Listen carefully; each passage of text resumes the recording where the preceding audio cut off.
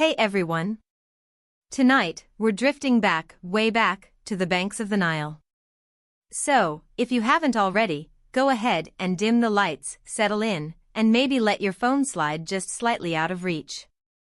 We're not here to conquer pyramids or unearth curses. No, we're here for the boring parts. The soft hum of daily life that made ancient Egypt tick long before the pharaohs started building giant stone triangles for themselves. Let's just imagine the scene first. The air is heavy, warm, and buzzing with insects. The river smells faintly of mud and wet reeds. Somewhere nearby, someone's yelling at a goose. That was probably a normal part of life. Geese, as it turns out, were both a sacred animal and a serious nuisance. Most people in ancient Egypt didn't live anywhere near the golden temples or polished stone palaces we usually picture. They lived in simple, rectangular mud-brick houses, sometimes with a roof flat enough to nap on, which I personally find to be an admirable architectural goal. The walls cracked in the heat, so they patched them with fresh mud. Floors were usually bare, furniture was minimal, and ventilation, well, let's just say the desert climate handled that part aggressively. Inside, you might find a few mats, some clay pots, and maybe a wooden chest if the family was doing particularly well. There wasn't a lot of clutter. Mostly because storage wasn't really a thing yet, and also because the Nile's flooding had a habit of rearranging everything you owned. The Nile itself was everything: life, food, transport, entertainment, and sometimes disaster. Each year, when it flooded, Egyptians called it the inundation. It brought fertile silt and washed away last season's mistakes. People even had a calendar based on it. The 3 seasons were flood, sowing, and harvest. Simple. Elegant. Predictable, except when it wasn't, and then everyone panicked. Now, if you were a farmer, your day started before sunrise. And by started, I mean you were probably already ankle-deep in mud before the sky turned pink. Men, women, and children worked together in the fields, planting barley, wheat, and flax. Sometimes lentils, because apparently even in the ancient world, people still needed protein and culinary disappointment. Work was tough, but there was something rhythmic about it. People sang songs while they worked, not out of joy necessarily, but because repetitive chanting made the hours pass faster and distracted from the sun trying to boil you alive. And since we're here, let's talk about clothing. Men wore simple linen kilts. Women wore long, light dresses, also linen. Linen was basically the Egyptian version of athleisure, breathable and versatile. The wealthy had finer weaves, maybe even pleated. The poor wore what they could afford, which was often whatever survived the laundry process. Jewelry was common though, because no matter the century, humanity loves shiny distractions. Shells, beads, copper, sometimes gold if you were lucky. And eyeliner, oh yes, the eyeliner. Everyone wore it, not just women. It was practical, actually, protection from the sun's glare and from flies. Fashion and function. That's efficiency. Meals were simple too. Bread and beer, those were the staples. The bread was coarse, often full of sand and grit from the grinding stones, so dental health was, let's say, optimistic. The beer wasn't the fizzy golden stuff you're thinking of. It was thick, cloudy, more like liquid bread. Probably best described as nourishing sludge. Children drank it, elders drank it, priests drank it. Water wasn't always clean, so this was the safer option. For flavor, they had onions, garlic, leeks, and occasionally fish or goose. Meat was rare unless it was a festival, or unless you were, royalty, in which case your diet was basically ancient Uber Eats. Life expectancy wasn't long, 30, maybe 40 if you avoided too many infections or snake encounters. And yet, people still managed to fall in love, raise children, and complain about taxes. The scribes, those educated few who could read and write, made sure of that. Their writings survive on papyrus scrolls, and much of what we know about daily life comes from them. Some even complained about their jobs. One scribe wrote about how superior writing was compared to farming or bricklaying. Which, fair. No sunburns, fewer crocodiles. Speaking of crocodiles, yes, they were absolutely a problem. Imagine living your life near a river where your laundry could turn into a wrestling match at any moment. But then again, crocodiles were also sacred to Sobek, a crocodile-headed god associated with fertility and military prowess. So, people fed them sometimes. Just to be safe. You wouldn't want to offend the crocodile god. Religion in Egypt wasn't just a weekend thing, it soaked into every part of life. The people saw divine meaning in the flood, the sunrise, the shape of the stars. The gods were everywhere, each with their own quirks and preferences. Ra, the sun god, was probably the busiest, traveling across the sky by day and through the underworld by night. It was quite a commute. Most homes had little household shrines where they left offerings, bread, beer, flowers, maybe a bit of meat if they were feeling generous. The afterlife was a serious matter, too. Egyptians weren't content with "you die and that's that." No, they had a full bureaucratic system for the dead. You had to be judged by Osiris, have your heart weighed against a feather, and hope it didn't tip the scales. If it did, well, a monster with a crocodile head, lion body, and hippo legs ate your soul. Which feels a bit excessive, but you can't argue with mythology. Burial customs reflected this obsession with the afterlife. Even regular folk wanted to be buried properly, with food and little amulets for protection. The rich, of course, took it to theatrical extremes. Entire tombs filled with statues, jewelry, and furniture. "You can't take it with you" didn't really apply in Egypt, they tried. But let's drift back to the living for a moment. One of the most interesting things about Egyptian society was how stable it was. For thousands of years, life didn't change all that much. Pharaohs came and went, dynasties rose and fell, but the daily rhythm stayed the same. Farmers farmed, scribes complained, and priests argued over rituals. It's almost comforting, really. Education was mostly for the elite. If you could read and write hieroglyphs or hieratic script, you were valuable. Scribes were like the ancient world's IT department, essential but underappreciated. They kept records of taxes, trade, and temple offerings. Some even left little doodles on their papyri, tiny sketches of animals or caricatures of their supervisors. It's nice to know that office boredom has a long and noble history. Children in Egypt were considered blessings. They were often depicted playing games with little clay toys, spinning tops, or balls made of papyrus fiber. School, if you were lucky enough to attend, involved memorizing endless symbols. Punishments were physical, because pedagogy hadn't evolved past learn or be smacked. Marriage was a practical affair. Love existed, sure, but contracts mattered more. Husbands and wives were mostly equals in daily life, surprisingly so for the time. Women could own property, run businesses, and even divorce their husbands if things went badly. Which, honestly, was progressive compared to most other ancient societies.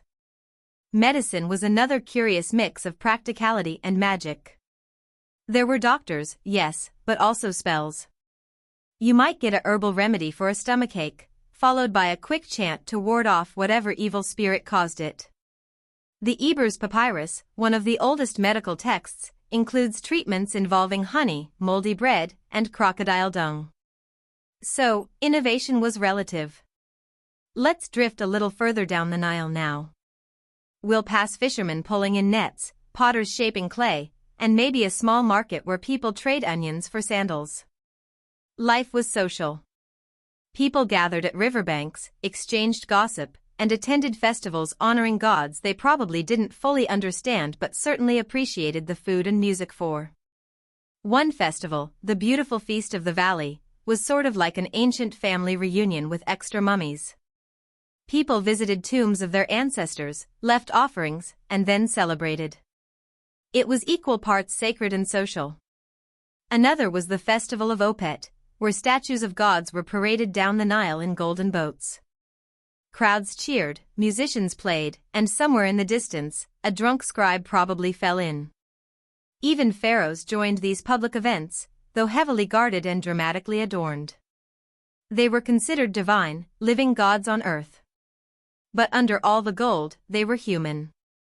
Some of them had bad teeth, odd personalities, or political meltdowns that make modern leadership look calm. But we'll drift toward those royal fiascos later. For now, it's enough to know that the heart of Egypt wasn't just in its temples or monuments, it was in the rhythm of ordinary people. The sound of grinding grain. The hiss of wind over the desert. The laughter of children splashing in the river. And at night, when the heat finally dropped, families sat on rooftops under the stars. They told stories about gods, kings, and brave adventurers who went to the afterlife and came back. They probably didn't know their tales would still echo thousands of years later. They were just trying to pass time before the next dawn and another long, dusty day. So as we float here in this quiet version of Egypt, one without the grandeur or the Hollywood lighting, maybe it's worth remembering that civilizations aren't built by heroes or pharaohs. They're built by people patching their walls with mud, baking bread, and swatting flies. Now, if you lived back then, would you rather be a farmer by the Nile or a scribe sitting in the shade with your ink and papyrus? Tell me in the comments what you think, after you drift off maybe. And when you're ready, we'll wander on, because the world beyond these mudbrick walls has so much more to quietly fall asleep to. Hey again. Still awake? Maybe. Maybe not. Either way, let's drift a little deeper into ancient Egypt. We've left the quiet mudbrick homes and fields behind now, and we're gliding towards something grander, though not necessarily better. Tonight, we'll step inside the royal court. Not the one with gavels and lawyers, but the one with gold furniture, perfumed wigs, and far too many people pretending to be impressed. You can imagine the scene, a palace glowing in the sunlight, its columns painted bright red and blue, the floors smooth and cool beneath bare feet. Servants glide past like ghosts, each carrying trays of food or wine or freshly plucked flowers for yet another offering. Incense curls in the air, thick enough to make you slightly dizzy. And somewhere beyond the tall doors sits the pharaoh, part human, part god, and entirely overwhelmed. The pharaoh wasn't just a king, he was believed to be the physical embodiment of Horus, the falcon god. A divine ruler chosen by the heavens to keep the universe in order. No pressure, of course. Egyptians had a word for that balance emat, which meant truth, justice, and cosmic harmony. The pharaoh's job was to maintain it. And if he didn't, well, they blamed him for everything from droughts to bad dreams. Being divine might sound nice, but it came with constant performance anxiety. Every morning, the pharaoh went through a series of rituals. He was bathed, oiled, and dressed by attendants who had probably long stopped being impressed. His clothes weren't just clothes, they were statements of power. Linen so fine it was practically translucent, jewelry glittering with turquoise, lapis lazuli, and gold. Heavy crowns, too, each one with symbolic meaning, the white crown for Upper Egypt, the red for Lower Egypt, or both combined when he wanted to make a point about unity. The makeup was important too, thick black kohl under the eyes, not for vanity but protection from the sun. Still, one can imagine the pharaoh glancing into a polished copper mirror and thinking, yes, divine indeed. Palace life was less peaceful than you might think. It was a place of noise, movement, and endless ceremony. Courtiers, priests, soldiers, scribes, all circling like polite vultures around power. Everyone wanted something, a promotion, a blessing, or at least to avoid being executed. Flattery was the national language. Meals were elaborate affairs. The pharaoh didn't eat alone, that would be too quiet. Instead, the dining hall filled with musicians, dancers, and servants carrying trays piled high with roast duck, beef, figs, grapes, and honey cakes. The beer flowed, sweetened with dates. And of course, someone was always taking notes about what the divine ruler liked, because even gods apparently had favorite snacks. Wealthy nobles joined these feasts, each wearing more jewelry than practical physics should allow. The perfume was so thick it could knock you unconscious. Laughter filled the hall, though most of it was probably forced. One did not want to be the person who didn't find the pharaoh's latest observation amusing. But behind all that luxury was a strange fragility. Every pharaoh knew that divine status was a performance that had to be maintained through rituals, monuments, and propaganda. Scribes recorded every achievement, even the modest ones, in dramatic language. A victory over 3 bandits might be described as the glorious subjugation of the northern lands. Accuracy was optional. And then there were the priests, the real power behind the gold curtains. Egypt's religion was vast and expensive.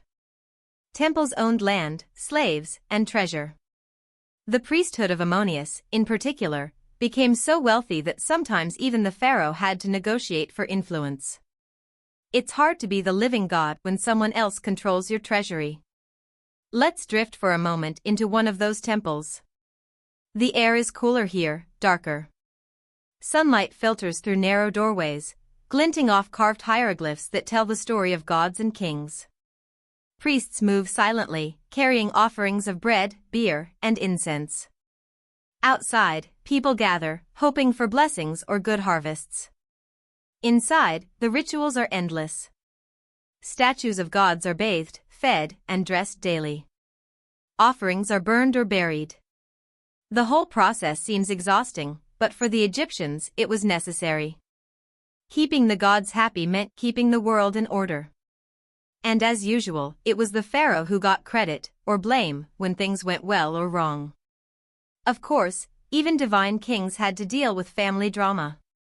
Royal households were complex webs of wives, children, half-siblings, and political rivals. Pharaohs often married their sisters or daughters, not because they enjoyed family reunions, but to keep the bloodline pure. Which, as later centuries would demonstrate, was not the wisest health strategy. Take Akhenaten, for example, the pharaoh who decided to completely upend Egyptian religion. He closed the temples, fired the priests, and told everyone to worship only one god, Aten, the sun disk. This didn't go over well. People liked their gods. They had a system. Suddenly, everything was different.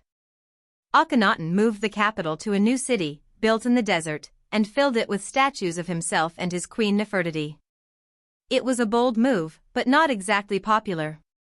When Akhenaten died, his successors quickly erased his memory, smashed his statues, and quietly went back to the old religion.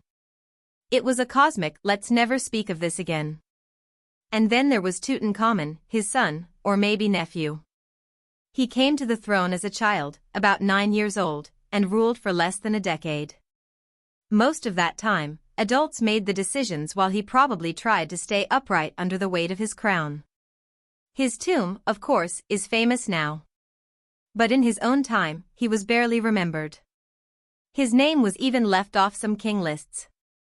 Ironically, being forgotten was the best thing that ever happened to him. His tomb escaped looters, and 3,000 years later, it made him the most famous pharaoh of all. Let's move quietly now toward another ruler, Ramses II, also known as Ramses the Great. He ruled for 66 years, which is impressive in any century. He built temples, statues, and monuments at a frankly insecure rate. Everything was inscribed with his name. You could trip over a rock in the desert and it would probably say Ramses was here. He had over 100 children, which is less a family and more a small city. His favorite wife was Nefertari, whose tomb remains one of the most beautifully decorated in all of Egypt. You can almost imagine her smiling softly, surrounded by painted stars and gentle hieroglyphs. Ramses outlived most of his own children, which might explain why he became obsessed with leaving his mark. When time refuses to stop for you, you start building in stone. Still, even Ramses couldn't escape the same fate as every other mortal. When he died, priests carefully mummified his body, wrapped it in linen, and buried it with all the symbols of royalty. But centuries later, when his tomb was looted, his mummy was moved and hidden. It wasn't until modern times that he was rediscovered, and then flown to Paris for restoration, complete with a passport listing his occupation as king, deceased. Bureaucracy never changes. But life at the palace wasn't just about pharaohs. It was a self-contained world of servants, musicians, and officials who kept the machinery running. Scribes recorded grain supplies, accountants tallied taxes, guards watched over storerooms, and someone, somewhere, was in charge of keeping the royal cats happy. Yes, cats. The Egyptians adored them. They were symbols of grace, protection, and divine order. Killing one, even by accident, was a crime. They were so beloved that people mummified them, too. Entire cemeteries of cats have been found, wrapped in linen, still guarding their humans thousands of years later. Dogs, monkeys, and even crocodiles got similar treatment in some temples. It's both touching and mildly unsettling. Music was another important part of palace life. Harps, flutes, drums, and sistrums, the Egyptians loved a good rhythm. Musicians entertained at banquets and religious ceremonies alike. Some even held respected positions, particularly women. A few became known as chantresses of Ammonius, serving in temples and performing sacred songs. It's one of those rare historical details that quietly undercuts the assumption that all ancient societies were uniformly restrictive. And yet, beneath the beauty and ceremony, life in the palace could be precarious. Servants who displeased their superiors could be punished harshly. Eunuchs, spies, and scribes whispered behind curtains. The politics were delicate, one wrong word could cost you your position, or worse, your head. The royal architects and artisans who built the pharaohs' tombs knew this better than anyone. Their community at Deir el-Medina, near Thebes, was one of the few places where commoners left extensive written records of their lives. They complained about late payments, bad supervisors, and co-workers who stole tools. One document even records Egypt's first recorded labor strike, when the workers, unpaid for weeks, simply refused to continue building the royal tomb. Even divine rulers couldn't stop the working class from organizing. Let's pause here for a moment, breathe, and imagine what that world might have sounded like: the murmur of priests in distant halls, the soft shuffle of sandals on stone, the faint ring of metal tools carving hieroglyphs into walls. The palace wasn't quiet, not really. But in the late evenings, when the desert cooled and the fires dimmed, even the gods seemed to rest. There's a strange comfort in knowing that for all their wealth and ceremony, even pharaohs had sleepless nights. They worried about enemies, droughts, and omens. They prayed for guidance, surrounded by golden silence. And maybe they looked out at the same stars we see now, wondering how long their names would last. So, as we float here in the warm air of history, with the scent of lotus and incense drifting by, maybe ask yourself, would you have wanted to live inside the palace? Or would you rather stay out by the river, free from ceremony, with your feet in the mud and your worries simpler? Tell me in the comments, when your eyes can stay open long enough to type. Because for now, we'll just let the palace fade into the background. The drums quiet, the laughter dissolve into whispers. And as night settles over ancient Egypt, we'll drift onward, towards something softer, stranger, and somehow even more human. Hey there again. If you're still awake, congratulations, you've made it further than most of ancient Egypt's dynasties. But if you're already drifting, that's perfectly fine too. Tonight, we're gliding somewhere both peaceful and a little strange, the Egyptian afterlife. Because for the ancient Egyptians, death wasn't an ending. It was paperwork. A cosmic bureaucracy with rules, passwords, and judges. If life along the Nile was predictable and slow, the afterlife was even more organized. Let's start with a simple truth: Egyptians loved order. Everything had its place, rivers flooded on schedule, temples followed ritual calendars, and even eternity came with an instruction manual. That's why, when someone died, the process began almost immediately. You couldn't just deal with it later. The body needed to be prepared, the soul needed directions, and the gods needed convincing that you were worth eternal residency. So, imagine the moment a person took their last breath. The family would gather, the wailers would start, and professional embalmers, yes, professional, would arrive to take over. These men wore jackal masks representing Anubis, god of the dead. He had a jackal head because jackals liked graveyards, and apparently that qualified him for middle management of the underworld. The mummification process was both medical and mystical. The embalmers removed internal organs, carefully, of course, and stored them in canopic jars guarded by protective deities. The heart, however, stayed inside. It was considered the seat of emotion, memory, and morality. The brain? That was removed through the nose with a hooked tool and then discarded. Egyptians believed the brain was just filler, an early and perhaps unkind foreshadowing of how management would treat employees thousands of years later. Once dried with natron, a kind of desert salt, the body was wrapped in layer after layer of linen, sometimes hundreds of meters of it. Between the wrappings, priests tucked amulets for protection, scarabs for rebirth, eyes for vigilance, ankhs for eternal life. The whole process could take weeks. Meanwhile, the family prepared offerings and recited prayers from the Book of the Dead, a collection of spells meant to guide the deceased through the hazards of the underworld. Each person's version was personalized. Some were long and detailed, others short and affordable. It was the ancient world's version of tiered subscription plans. When the time came, the coffin was decorated with hieroglyphs and symbols. Wealthy Egyptians had nested coffins, one inside another, like divine Russian dolls. The innermost layer often had a painted face of the deceased, smiling calmly, as if to say, "Yes, I'm completely fine with being dead." The funeral procession moved slowly to the tomb, often by boat. Mourners wailed, priests chanted, and sometimes professional dancers performed symbolic movements to honor the gods. It was all very emotional, though you have to wonder how many attendees were mainly there for the free bread and beer afterward. The tomb itself was more than a resting place, it was a home for eternity.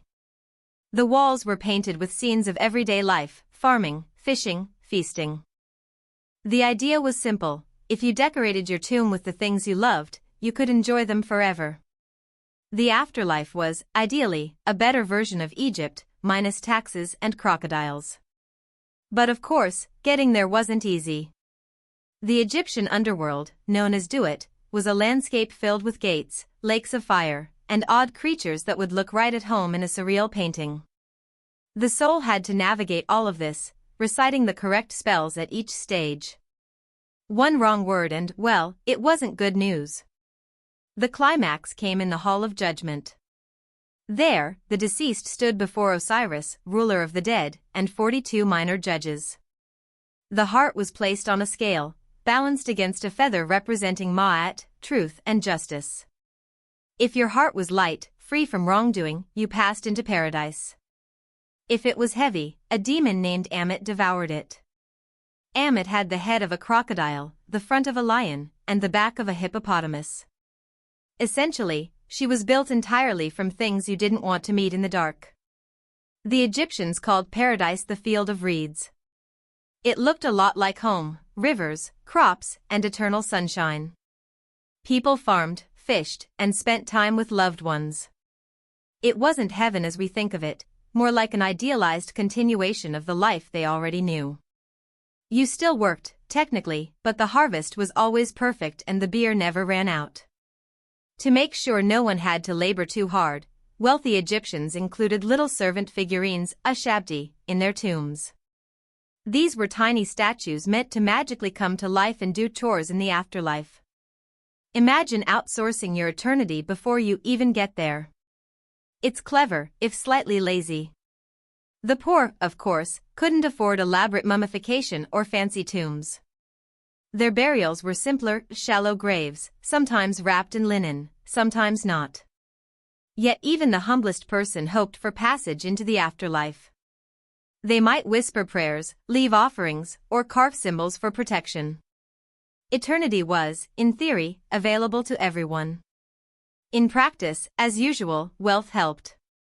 The ancient obsession with immortality led to one of humanity's most recognizable architectural fixations: tombs.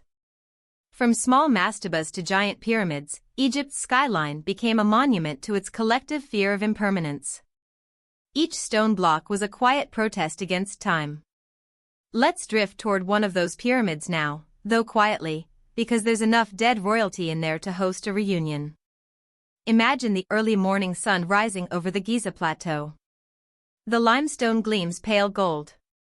For centuries, travelers looked at those colossal shapes and wondered how humans could have built them. The answer, as always, was with time, labor, and more paperwork than you'd expect. Pyramids weren't built by slaves, as older myths suggested. They were constructed by organized workers, teams of skilled laborers, craftsmen, and engineers who lived in nearby villages. They were paid in bread, beer, and onions, which sounds humble but was considered fair compensation. Archaeologists have even found graffiti from those workers, groups with names like the Drunkards of Menkor. So apparently, ancient project teams had a sense of humor too. Inside the pyramids, passageways twist upward to hidden chambers. The walls are blank, no decoration, just smooth stone. The treasures and painted scenes were kept in separate mortuary temples nearby. The pyramid itself was more symbolic, representing the sun's rays reaching toward the heavens. It was meant to help the pharaoh's soul ascend.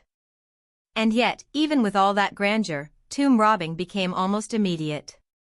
Within decades of construction, thieves were tunneling into royal tombs, prying gold from coffins, and scattering mummies. Pharaohs spent fortunes trying to secure their afterlives, and most still ended up looted. You can almost hear them sighing in the dark, "I specifically said don't touch the jewelry." This eternal anxiety about preservation defined Egyptian culture. They wanted things to last: bodies, names, legacies. The word for to perish also meant to be forgotten. Immortality wasn't just surviving death, it was being remembered. That's why names were carved deep into stone and repeated in prayers. To erase a name was the ultimate punishment. Akhenaten suffered that fate, as did others who annoyed the gods, or the priests. Ordinary people took this seriously too. They wrote letters to the dead, asking for help or forgiveness. Some left food at tombs, believing the spirit would consume its essence.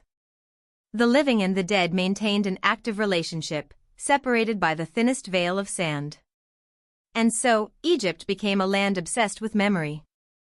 The dead were everywhere, beneath houses, along the cliffs, in great necropolises stretching for miles. Cities of the living faced cities of the dead across the Nile, as if to remind everyone what waited on the other shore. Sometimes, archaeologists find small mistakes: mummies wrapped too quickly, spells misspelled, offerings misplaced. It's a strangely human touch. Even in their pursuit of perfection, ancient Egyptians were still people doing their best under pressure. And perhaps that's why their world feels oddly familiar. Now, not everyone agreed on what happened after death. Some believed the soul could visit the living, returning in dreams. Others thought the dead became stars in the night sky. There were stories of restless spirits, ghosts who lingered because their tombs were neglected or their families forgot the proper offerings. Letters survive where people begged deceased relatives to stop haunting them. "I gave you bread, what more do you want?" one message reads. Eternity, it turns out, could be needy. Let's linger a bit longer by the tomb entrance, where incense burns and the air smells faintly of honey and dust. The priests have finished their chants. The family kneels, whispering goodbyes. Somewhere in the desert wind, a falcon cries, a sound the Egyptians believed was Horus himself, guiding the soul onward. Night falls quickly here. Stars bloom across the black sky, and the dunes shimmer in pale silver. It's quiet now, the kind of silence that seems ancient. Beneath that sand lie countless lives, each carefully prepared for eternity. Farmers, scribes, queens, cats. All sleeping together in a land that never stopped believing in forever. And maybe that's what's most remarkable. In a world where life was short and harsh, the Egyptians built an entire philosophy around endurance. They couldn't stop time, but they could build against it. Brick by brick, chant by chant, they made sure their stories wouldn't fade. If you were there, standing at the edge of the Nile on a moonlit night, would you have found comfort in that? In knowing that death wasn't an ending, just another long journey? Or would you have looked at all those tombs and thought, maybe, just let me rest? Tell me in the comments if you ever make it that far awake. For now, let's let the Nile carry us onward. The stars are steady, the air is soft, and the past is kind enough to whisper, quietly, that everything passes, but not everything is forgotten. Hey everyone, if you're still with me and haven't drifted off yet, well done. You've made it through the dusty fields and into the echoing halls of the temples. Tonight, let's drift deeper, into the strange and ritual-filled lives of those who claim to speak for the gods. The priests. The guardians of divine bureaucracy. The people who turned spiritual maintenance into a full-time job with fringe benefits and, occasionally, the best food in town. Now, priests in ancient Egypt weren't the sermon-shouting type you might imagine from later traditions. They didn't deliver moral lectures or urge people to behave. No one came to them to confess, unless you count quietly admitting that you accidentally insulted a hippo statue. Their job was far more administrative. They were there to make sure the gods were fed, clothed, and entertained every single day. Because, naturally, if you didn't feed the sun god his morning meal, the sun might just decide not to rise. The Egyptian temple, you see, wasn't really a church for people. It was a home for the gods themselves. And every morning began like clockwork. The priests would enter the inner sanctum, where the statue of the god lived, usually hidden away, pampered, and perfumed like royalty. They'd open the shrine doors, gently wake the divine resident, bathe it in oils, dress it in fresh linen, and present offerings of food, wine, and incense. Then, later in the day, they'd close the doors again, and the god would go back to sleep. You could say Egyptian priests ran the most elaborate daily room service operation in human history. There were many levels of priesthood. At the top were the high priests, wealthy, powerful men who often acted as political influencers, whispering into the ears of pharaohs. Beneath them were ranks of lesser priests, temple scribes, and the occasional unfortunate novice who had to sweep up after rituals. Then came the wab priests, the ones who had to remain ritually pure. They shaved their entire bodies every few days, yes, eyebrows included, to keep themselves clean enough to approach the gods. It was a constant cycle of bathing, purifying, and trying not to smell too mortal. Most priests didn't serve full-time, which is probably for the best. The priesthood operated on a rotation system, think of it like ancient shift work. A priest might serve 1 month out of 4, performing rituals, maintaining temples, and reciting hymns, then go home for the remaining 3 months to tend his personal affairs. During their service month, though, they had to avoid a number of earthly pleasures, no sex, no certain foods, and certainly no coming into contact with anything considered impure, like pigs, or, inconveniently, the sick and elderly. Temples were everywhere in Egypt. From tiny local shrines where villagers made offerings to small statues, to sprawling complexes like Karnak, a place so huge and echoing that even a whisper could feel divine. The temples weren't just spiritual centers, they were also banks, schools, warehouses, and powerhouses of the local economy. Offerings from farmers, taxes from traders, donations from nobles, all flowed into the temple, making it rich. Very rich. And wealth, of course, brought its own type of politics. High priests often acted more like nobles than holy men. By the later dynasties, some of them had accumulated so much power that the pharaohs themselves started to get nervous. Imagine ruling a country, but half your gold, grain, and soldiers technically belong to the temple down the road. It didn't always go smoothly. The priests of Ammonius at Thebes, for example, grew so powerful during the New Kingdom that they basically ran southern Egypt as their own private kingdom.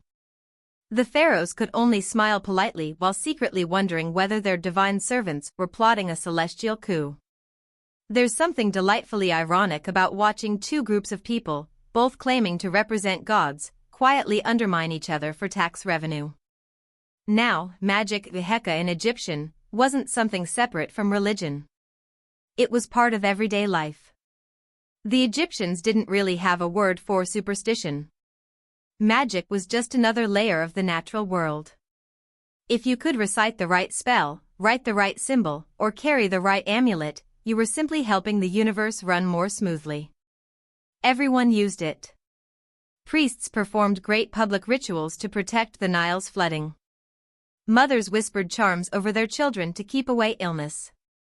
Farmers might bury magical figurines in their fields to ensure good crops. And, naturally, love spells existed too, some surprisingly specific. You can still find surviving papyri where a lovesick man begs the gods to make a certain woman burn with desire until she comes to me. Romantic, in a mildly cursed way. Even the gods had magic specialists. The temple priests were trained to perform protective rituals, heal snake bites, and drive away evil spirits, especially during funerary rites. Because Egypt had a rather obsessive interest in making sure the dead stayed comfortable, and also, stayed dead. Funerary priests were a whole category of their own. These were the people responsible for preparing mummies, reciting the spells that would help a soul find its way through the underworld, and ensuring that the deceased didn't get lost somewhere between the desert and eternity. Death in Egypt wasn't an end, it was just another bureaucratic process to manage properly. The embalming process itself was almost like a medical ritual. The priestly embalmers, wearing masks of Anubis, the jackal-headed god of the dead, would remove the internal organs, carefully wash and pack the body in natron salt, and leave it to dry for weeks. The organs were stored in canopic jars, each protected by a different deity. The lungs went to Hapi, the baboon-headed god. The liver to Imsidi, who looked human. The stomach to Duamutef, the jackal. And the intestines to Kebasanuf, the falcon-headed one. The brain, however, was unceremoniously removed through the nose and thrown away. Apparently, no one thought much of it. Once the drying was done, the mummy was wrapped in layer upon layer of linen, often inscribed with protective spells.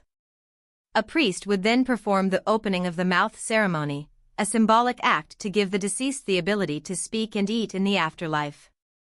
Only then would the mummy be placed in its coffin, tucked inside a sarcophagus, and sealed up in a tomb. To us, it might sound morbid. But to Egyptians, it was simply practical.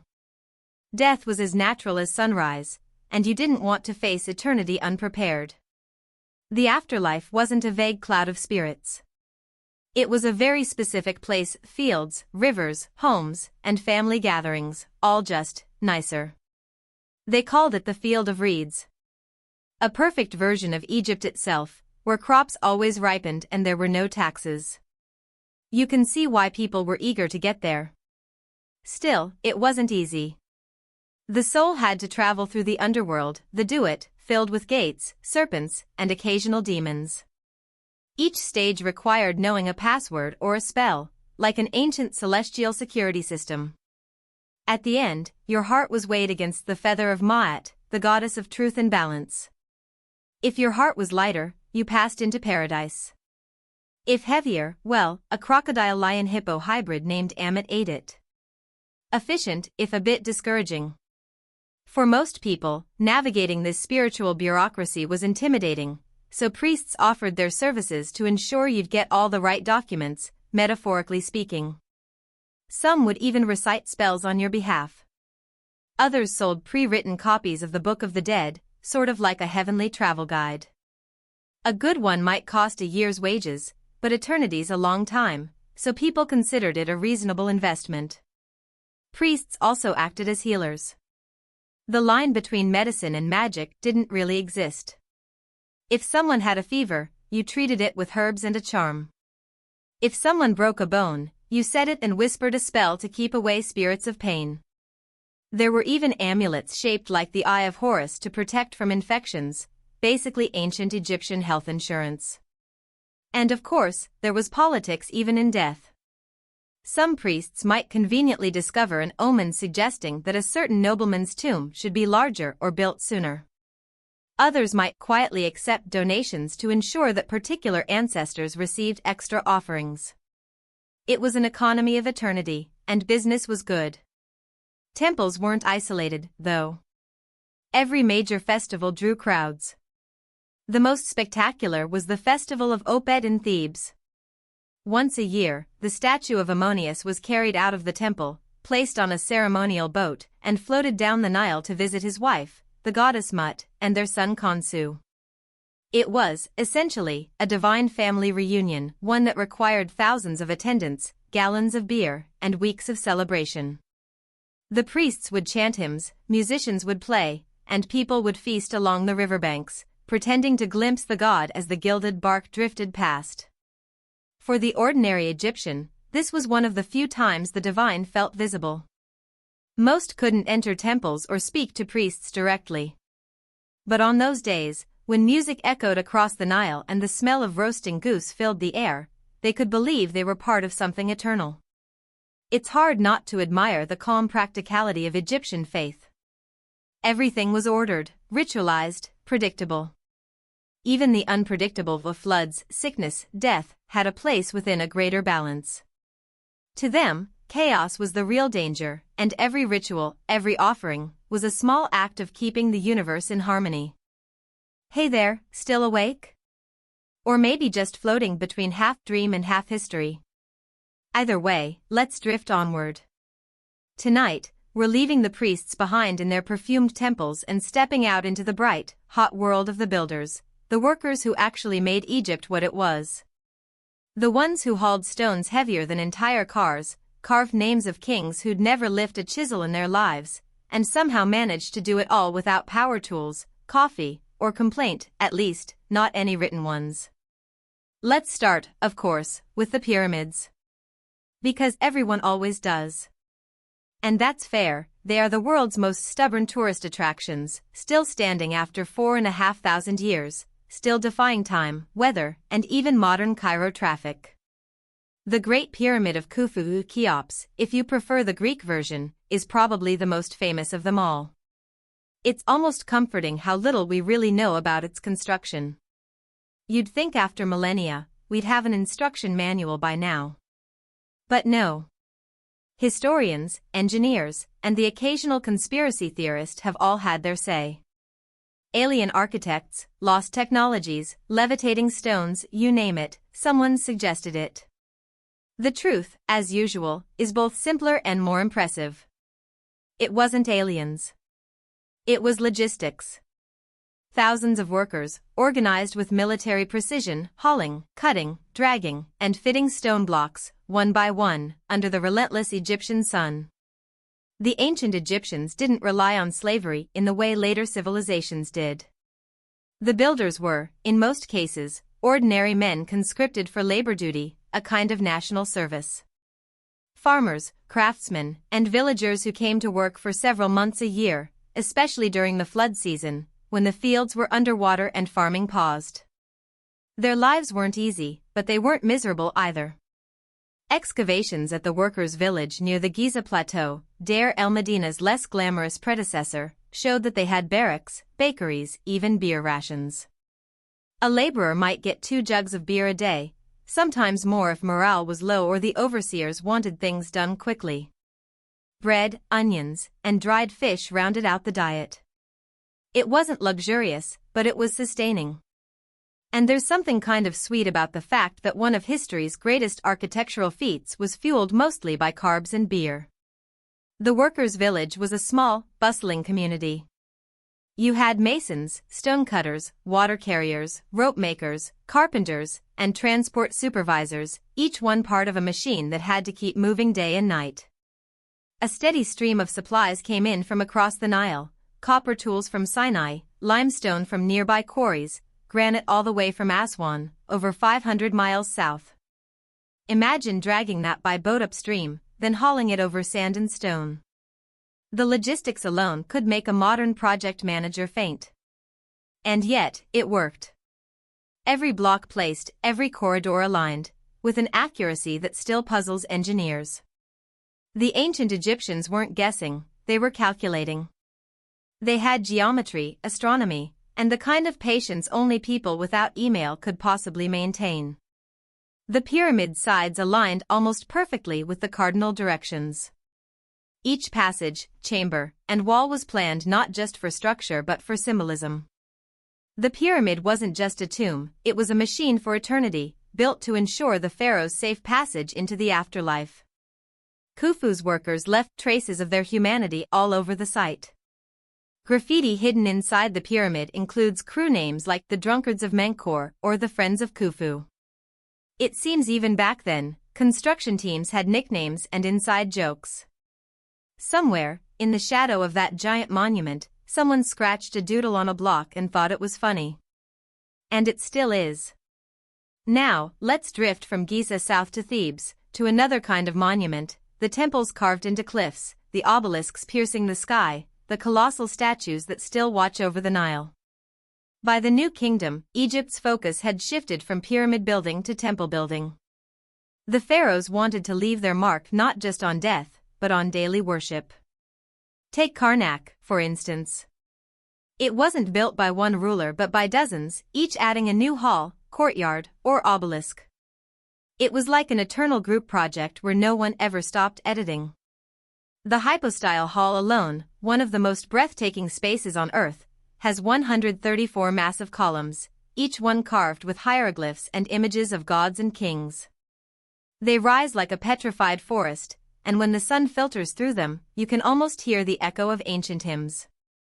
And then there's Abu Simbel, built by Ramses II, the man who never met a wall he didn't want to carve his name on. Two colossal seated statues, each over 60 feet tall, gazing out over the desert like they're judging time itself. The entire temple was carved directly into the mountainside, a feat of engineering that required cutting, smoothing, and hollowing thousands of tons of rock. Inside, the walls are lined with scenes of Ramses defeating his enemies, real or imagined, and presenting offerings to the gods. Because of course he was. The builders who made these masterpieces were organized much like those at Giza.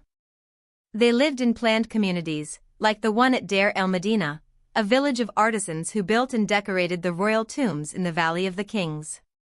Unlike the laborers of Giza, these were skilled craftsmen, stonemasons, painters, and scribes who lived fairly comfortable lives. Their houses had plastered walls, wooden furniture, and courtyards where families gathered. They earned wages, could own property, and sometimes even went on strike. Yes, you heard that right. The world's first recorded labor strike happened in Deir el-Medina around 1159 BCE, under the reign of Ramses III. The workers had simply had enough. Their rations hadn't arrived for weeks, and hungry artisans are rarely productive ones. So they put down their tools, marched to the nearby temple, and refused to continue work until they were paid. Their message was remarkably polite: we are hungry. We have no clothes, no ointments, no fish, no vegetables. Essentially, we're out of snacks and patience. The officials eventually caved and distributed the back pay, which tells us two things. 1. Even divine monarchies had HR problems, and 2. Egyptians knew their worth. Inside the royal tombs, the artistry was staggering. Painters used natural pigments, red ochre, yellow ochre, copper green, soot black, to bring walls to life with scenes of gods, afterlife journeys, and offerings. The colors still glow today, despite being over 3,000 years old. It's like walking into a dream that refuses to fade. Every inch of wall space meant something: symbols of protection, spells of rebirth, images of the sun god traveling through the night. And somewhere, among those brushstrokes, you can still see the hand of an artist who lived and laughed and probably complained about his supervisor. The life of a craftsman wasn't all work. On rest days, they brewed beer, played board games like Senet, and wrote letters to loved ones. Some even left behind little graffiti messages on tomb walls. One reads, "How beautiful is this place? I am content here." It's oddly touching, proof that even in the shadow of death, they found peace in their creation. Construction methods themselves were ingenious. Ramps, levers, sledges, and human coordination replaced cranes and engines. Workers poured water on sand in front of sledges to reduce friction, an ancient life hack rediscovered by modern physicists. Copper chisels wore down quickly, so blacksmiths worked constantly, sharpening tools in a steady cycle of use and repair. When it came to carving colossal statues, precision was everything. Teams worked from sketches drawn on stone, scaling up designs using grids, a surprisingly modern technique. The symmetry of Ramses's face at Abu Simbel wasn't coincidence, it was mathematics. Egyptians weren't just artists, they were engineers with a poetic streak. Not all construction projects were grand, though. Many were small and local, shrines, tombs for nobles, houses for officials. Each one reflected its owner's status. The elite had painted walls, polished stone floors, and cool storage rooms for wine and grain. Ordinary villagers had mudbrick homes, cozy but simple, with reed mats and clay ovens. Still, even the humblest homes might have a small household shrine, a few amulets, and a cat, because in Egypt, even the smallest life was sacred. Speaking of cats, they were perhaps Egypt's most famous construction supervisors. Archaeologists have found mummified cats in workers' tombs, suggesting that people not only loved them but wanted their company in the afterlife. The cat goddess Batet was protector of the home and bringer of joy, though she was also known to unleash chaos if disrespected. Which, frankly, tracks perfectly with modern cats. Building projects also relied on the Nile's natural rhythm. Stones and supplies moved by barge during the annual flood, when the river expanded into a wide, lazy highway. It's easy to forget that the Nile wasn't just a symbol, it was the literal bloodstream of Egypt. Without it, nothing moved, nothing grew, nothing lived. The builders knew this, and their calendars revolved around its pulse. What's fascinating is how consistent Egyptian engineering remained for millennia. From the Old Kingdom to the Ptolemaic era, their methods evolved slowly but effectively. They didn't chase novelty, they perfected continuity. A wall built in 2600 BCE might look nearly identical in style and proportion to one built 2,000 years later. There's something deeply peaceful about that, an entire civilization content to build on tradition instead of tearing it down for trends. And when the work was finally done, when the last stones slid into place and the scaffolding came down, there was no ribbon-cutting ceremony. No fireworks. The workers simply packed up their tools, went home, and the monument began its quiet dialogue with time. Pharaohs came and went. Dynasties rose and fell. The sand shifted. And the stones stayed. It's humbling, really. We build glass towers and digital empires that crumble in decades, while their sandstone dreams still stand in the wind. The Egyptians didn't rush. They worked slowly, deliberately, knowing their audience wasn't the living, but the eternal. So as you lie there, listening, imagine the hum of the quarry, the scrape of copper on limestone, the low murmur of men pulling in rhythm as overseers call out. The sun climbs, the shadows move, and somewhere in the distance, the Nile glitters like a thread of time. It's all so far away, and yet, strangely close. If you were there, what do you think you'd be doing? Would you haul stones with the laborers, carving your name secretly into a block that would outlast you? Or would you be one of the painters in Deir el-Medina, carefully outlining the face of Osiris while humming a quiet tune? Maybe you'd be the one who started that first strike, politely demanding better rations. Tell me in the comments, what kind of builder would you have been in ancient Egypt? And now, let's drift onward, past the stones and dust, toward the glittering world of pharaohs themselves. Because behind every monument stood someone who wanted to be remembered forever, and not all of them earned it gracefully. Hey there, welcome back. If you're still awake, well done, you've survived the pyramids, the priests, and the builders. Now let's drift toward the most glittering and absurd part of Egyptian life, the pharaohs themselves. The living gods. The absolute monarchs who wore crowns of gold and eyeliner thick enough to stop a sandstorm. The men, and occasionally women, who ruled the Nile like it was their personal swimming pool. Pharaohs weren't just rulers, they were cosmic necessities. To the Egyptian mind, the entire world functioned only because the pharaoh maintained order emayat, the balance between chaos and harmony. Without a pharaoh, the sun might fail to rise, the Nile might dry up, and everyone's afterlife plans would be terribly inconvenienced. So, no pressure. Most pharaohs took their divine status quite seriously. They weren't kings who became gods after death, they were already divine in life, the literal bridge between heaven and earth. Their job was to keep everything running smoothly, the floods, the harvests, the temples, and, ideally, the general illusion that everyone was content. It sounds glamorous, but imagine the weight of it. Every ceremony, every public appearance, every temple carving had to present the pharaoh as eternally youthful, victorious, and wise. No one wanted to see their god-king sneeze, or trip on a temple step. That would have ruined the mood entirely. The earliest pharaohs, like Narmer, the one credited with uniting Upper and Lower Egypt around 3100 BCE, were more warlords than demigods. Their crowns literally represented the two lands, the tall white crown of Upper Egypt and the red, flat-topped one of Lower Egypt. Combined, they looked slightly ridiculous, but symbolism outranked fashion.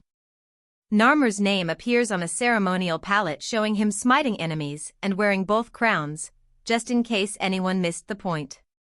Over time, the image of the pharaoh evolved. By the Old Kingdom, rulers like Djoser and Khufu were building pyramids that declared, "I'm not just ruling, I'm ascending."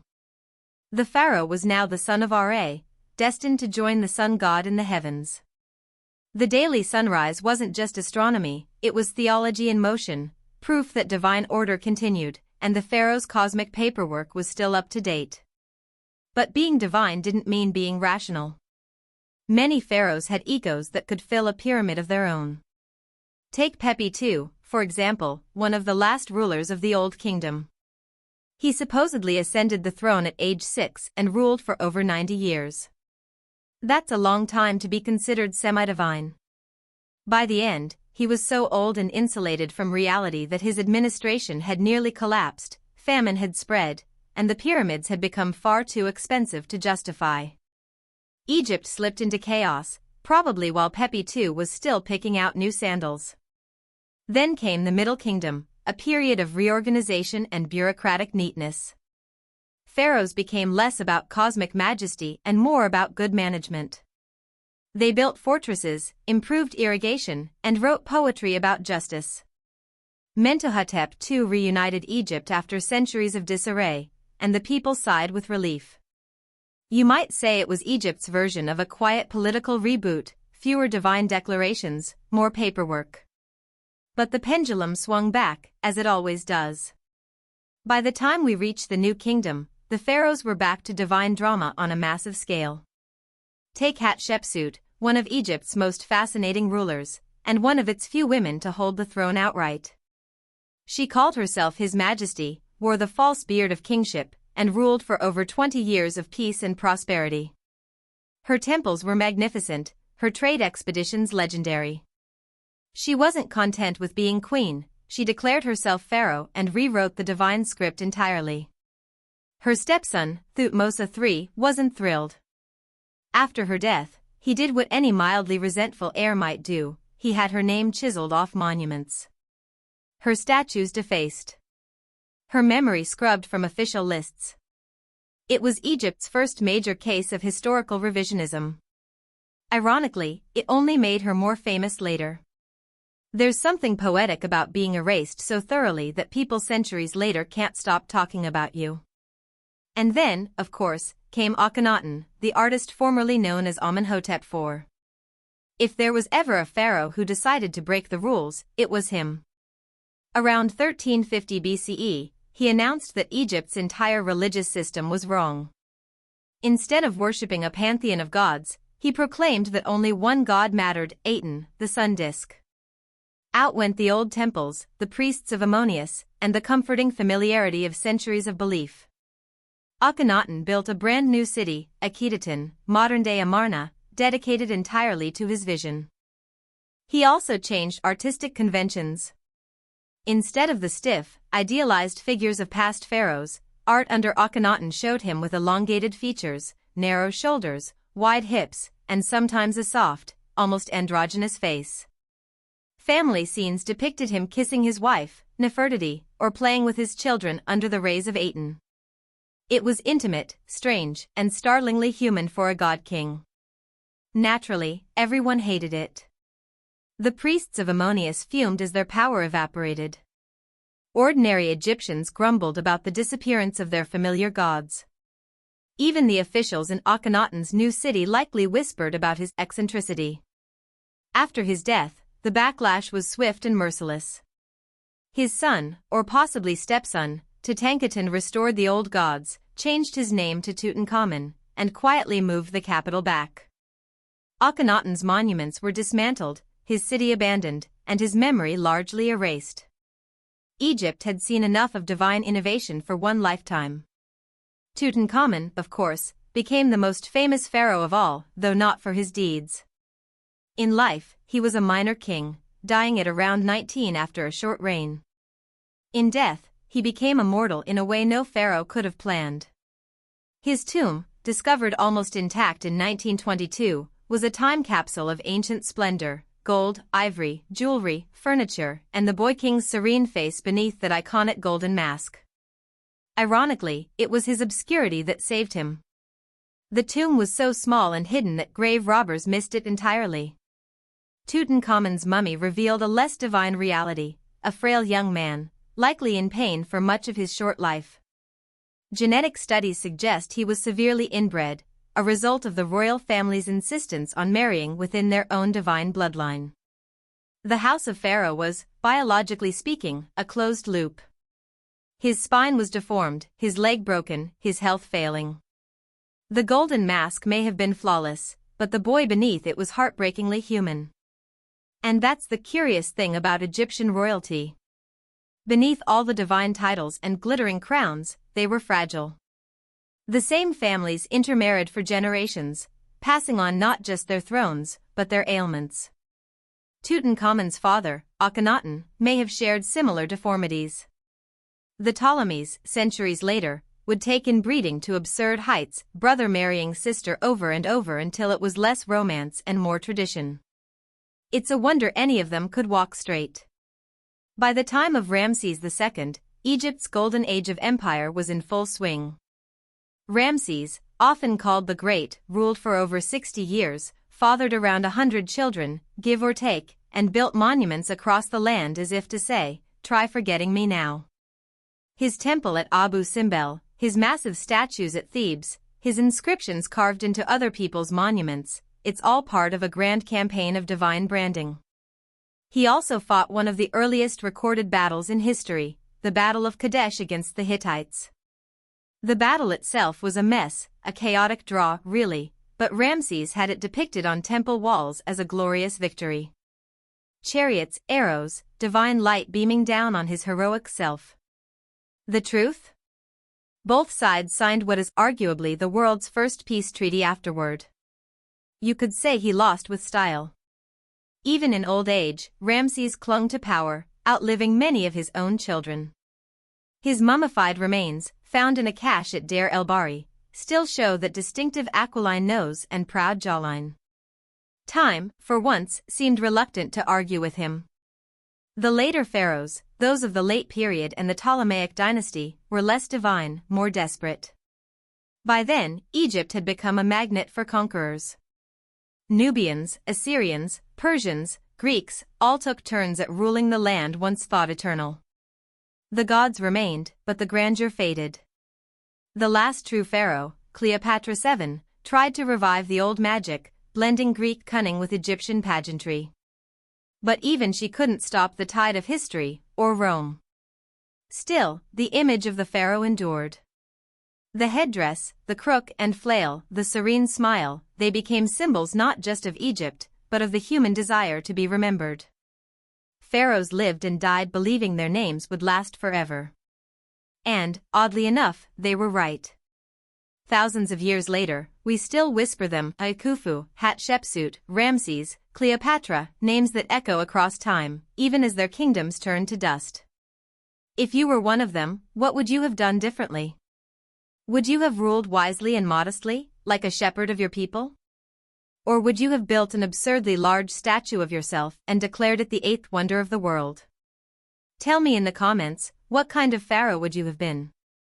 Now, let's drift onward, to the palaces, the courtly feasts, and the daily absurdities of royal life. Because for all their gold and glory, pharaohs were still people, and their personal lives were sometimes stranger than their myths. So, you've met the pharaohs, the living gods who ruled Egypt with crowns of gold and the confidence of immortality. But have you ever wondered what they did all day? When they weren't issuing decrees or smiting enemies in temple carvings, what was royal life really like? Let's step quietly through the palace gates and see. Don't worry, the guards won't notice you. You're invisible, drifting through history like a soft breeze off the Nile. The first thing that strikes you isn't the gold or the grandeur, it's the sound. The palace hums with life. Servants rush across polished floors carrying baskets of fruit and jugs of wine. Harpists play soft melodies in shaded courtyards. Doves flutter from carved balconies. Scribes whisper while unrolling papyrus scrolls, their reed pens scratching like insects. A royal palace in ancient Egypt wasn't quite what you might imagine. Unlike the stone temples that have survived for millennia, most palaces were built of mudbrick. They were painted bright colors, reds, blues, yellows, and whites, but they didn't last. The great temples were meant for eternity, the palaces were meant for life, which was always fleeting. If you entered the palace at Thebes during the reign of Ramses II, you'd find it vast and intricate, a maze of halls, courtyards, and gardens watered by hidden channels from the Nile. Columns painted like lotus stalks. Walls covered in scenes of the king defeating enemies and receiving gifts from the gods. Even the air smelled of incense, honey, and perfume. The pharaoh's throne room sat at the very heart of it. Imagine polished alabaster floors, flickering torchlight reflected in gold ornaments, and the pharaoh himself sitting on a gilded seat shaped like a lion. Behind him, a painted fan of ostrich feathers. Around him, officials bowing low, careful not to meet his eyes unless spoken to. Every gesture was ritual. When the pharaoh appeared, everyone prostrated themselves, touching the ground 3 times. Addressing him as the perfect god, or life, prosperity, health. He was not a man to be spoken to casually. And yet, when the rituals ended and the officials departed, the god-king was just a person in an enormous house. He had meals, simple ones, sometimes. Bread, roast duck, figs, beer, honey cakes. He liked music, dancing, and the company of his children. Some evenings, musicians played in the courtyards while dancers moved gracefully to slow, hypnotic rhythms. The pharaoh would recline on a couch with cushions embroidered in gold thread, his favorite wife beside him, the smell of lotus oil in the air. The palace wasn't just home to the royal family, it was a city in itself. Hundreds of servants, cooks, gardeners, guards, and attendants lived there. There were scribes who managed taxes, artists who painted murals, and even magicians who whispered protective spells over the royal chambers. The hum never stopped. Even while the king slept, someone was always awake, watching, preparing, serving. But behind the splendor, palace life had its own shadows. Royal families were complicated. Pharaohs often had several wives, though one was officially titled the Great Royal Wife. She was the queen in the eyes of Egypt, the mother of the heir. The others were concubines, foreign princesses, or women of noble birth offered as part of political alliances. Jealousy ran deep in those marble halls. Letters found in the ruins of Amarna show that foreign princesses were sometimes sent to Egypt against their will, and they wrote home, begging for news of their families. Within the palace, whispers spread like sandstorms about who the pharaoh favored, which child might be the next heir, which servant had been dismissed. It was a place of luxury, yes, but also a place of endless intrigue. Royal children grew up in these same echoing halls. The young princes and princesses were taught to read hieroglyphs, to ride chariots, to sing hymns to the gods. Their tutors drilled them in diplomacy and decorum. They played with carved toys, practiced archery, and watched their fathers hold audiences with foreign envoys. Some were destined to rule. Others to fade into footnotes. The great royal wife, the queen, had her own palace or section of the royal complex. She held enormous influence, especially when the pharaoh trusted her. Hatshepsut had once been the great royal wife before taking the throne herself. Nefertari, wife of Ramses II, was honored with a temple beside her husband's at Abu Simbel, her image carved nearly as large as his. It was a rare tribute. Her tomb in the Valley of the Queens was painted with scenes so luminous they still glow today: deep blue skies, golden gods, the queen reborn among the stars. Yet even the queens had to walk carefully. They lived in a court where beauty, politics, and divine favor intertwined dangerously. One wrong step, one whisper of disloyalty, and a queen could vanish from records overnight. For the servants, life was far less glamorous. They worked from sunrise to nightfall, fetching water, grinding grain, cleaning, polishing. Many were born into service, their parents having served the palace before them. Some were slaves captured in war, others were laborers rewarded for loyalty. They lived in small mudbrick quarters near the palace walls, sleeping on reed mats. Their world revolved entirely around the royal household. And then there were the entertainers, the dancers, musicians, and acrobats who performed for royal banquets. They wore linen skirts, jewelry, and scented cones of perfumed fat on their heads that slowly melted through the night, releasing fragrance. Imagine the shimmering lamplight reflecting on their bronze skin, the music of flutes and harps, the rhythmic beat of drums echoing through columns as guests sipped sweet wine and laughed softly into the night. Egyptian parties could be lively, far livelier than you might expect from a civilization so obsessed with eternity. There are tomb paintings showing guests drinking heavily, musicians playing, and servants carrying trays of food and flowers. Some texts even record advice like, "Follow your heart as long as you live, put perfume on your head, clothe yourself in fine linen, and let your heart not grow weary." For all their devotion to the afterlife, the Egyptians knew how to celebrate the moment. Still, power came with paranoia.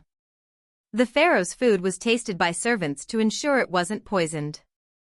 Guards stood at every entrance. Spies listened for conspiracies. Royal physicians used herbs, amulets, and prayers to ward off illness, but even kings fell sick. Mummified remains of some pharaohs show dental abscesses, arthritis, and infections, proof that even gods could suffer.